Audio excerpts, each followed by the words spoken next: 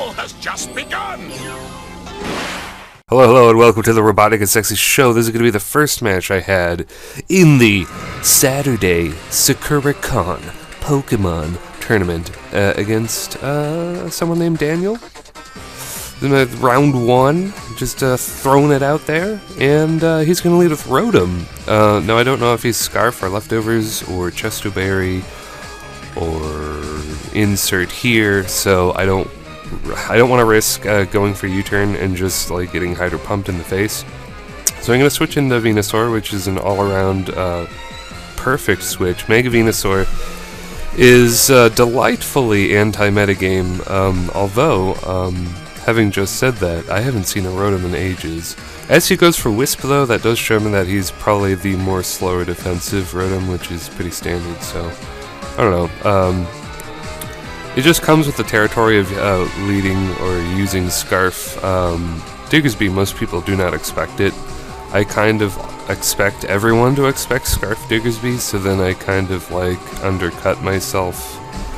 Like, yeah, I like overpredict when people don't know I'm Scarf yet. So. But anyway, Venusaur is burned, that's fine, nobody cares. I'm gonna go for Sludge Bomb. Mega Venusaur, man.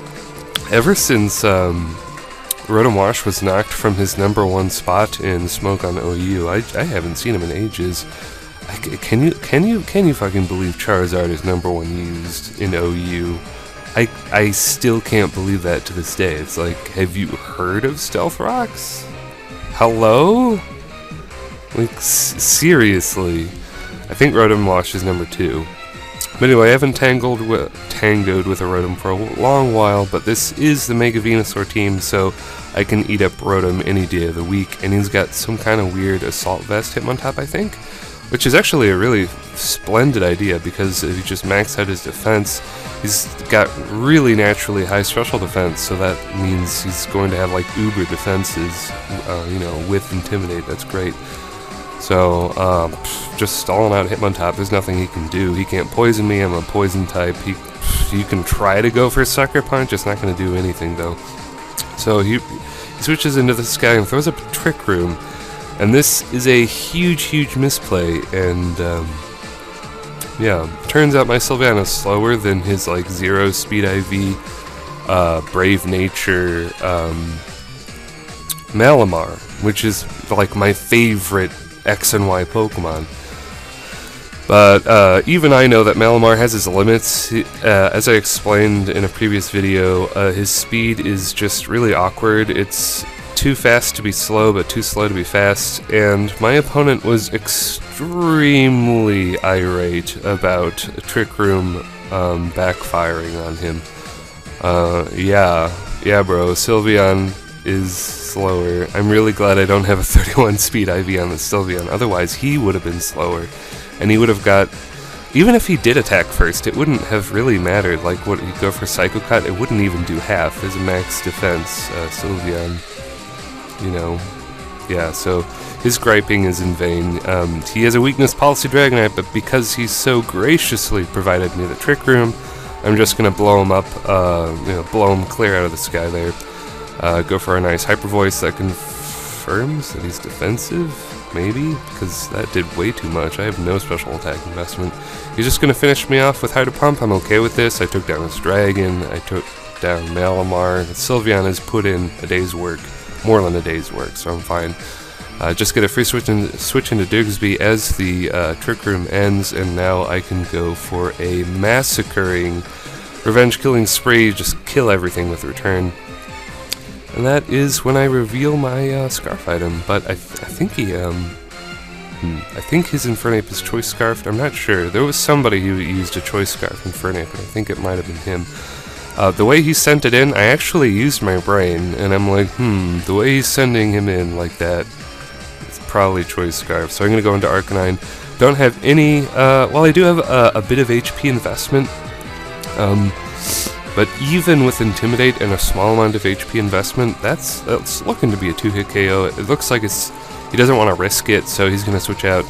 Honestly, I would have just pulled the trigger gun for another close combat, probably would have killed me. I felt forced to go for the extreme speed here, but since he switches into Hitmontop like that, I'll just go for a Morning Sun. Like, he's gonna go for Fake Out, and it's like, I don't know.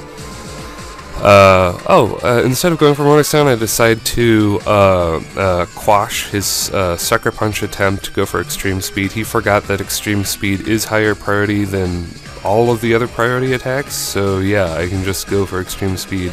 It would have been smarter to go for Morning Sun, though. I guess it didn't really matter, though, because I'm just going to Death Fodder him right here. Gonna get that really nice critical hit, and that made him even more angry. But got the Scarf Diggersby in my back pocket, though, so I don't really care. I can just kill you, any way I want. But yeah, the nice critical hit Extreme Speed just goes to show how much critical hits don't matter in this generation. Like, it doesn't even kill Greninja. Like, I've heard they only do like a 33% damage increase. Like, it's really pathetic. Like, and I kind of like it that way because it means critical hits don't really matter as much as they used to. Like, they cut through like defense, which is still good, but it's not like critical hits are going to matter. I just talked over me making kind of an embarrassing misplay. I forgot that he turned into a ghost type, so I went Extreme Speed with Dragonite.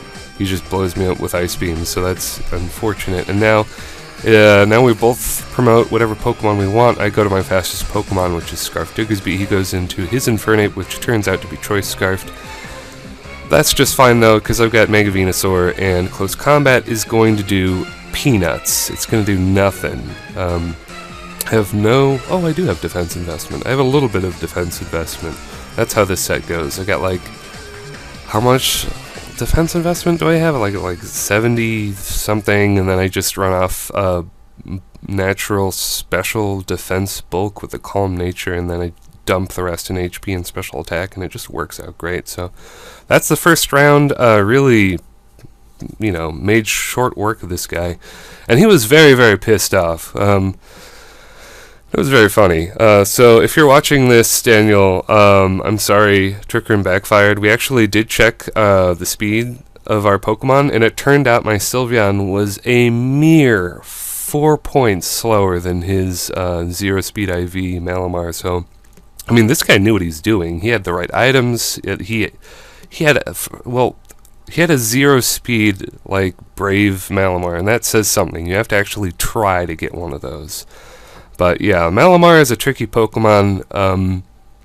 It's just not very good. As much as I love Malamar, I realize that he is probably not the best. But anyway, that's going to be this match. More matches from Sakura Con to come, and beyond. So if you enjoyed that, click that like button, please. It helps me out, even though I don't like whoring out. I've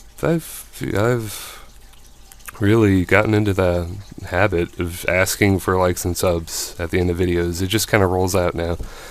You don't have to sub if you want to, but if you do, it'll literally make my day. I know that's pathetic, but, just one more subscriber and I'm like, oh boy.